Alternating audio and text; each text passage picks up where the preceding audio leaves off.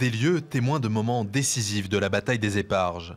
Les photos sont récentes, elles puisent leur origine dans un témoignage poignant, livré par un soldat. C'est l'occasion, effectivement, de le remettre dans ce contexte-là, dans le contexte de la guerre, puisque toute sa vie, effectivement, il se définissait comme ça, comme un survivant de la Première Guerre mondiale. Et il est clair que s'il n'avait pas connu l'expérience de la guerre, il n'aurait pas été le même homme. Maurice Genevoix est gravement blessé sur ces terres en 1915, après avoir vu ses amis mourir. Des années plus tard, l'écrivain académicien se fera porte-parole des anciens combattants. Ça part d'abord d'une volonté de témoigner par rapport aux souvenirs que j'avais de mon arrière-grand-père, qui m'a amené à un moment donné à découvrir ce livre Ceux de 14. Je l'ai lu, je l'ai terminé, c'était en 2008.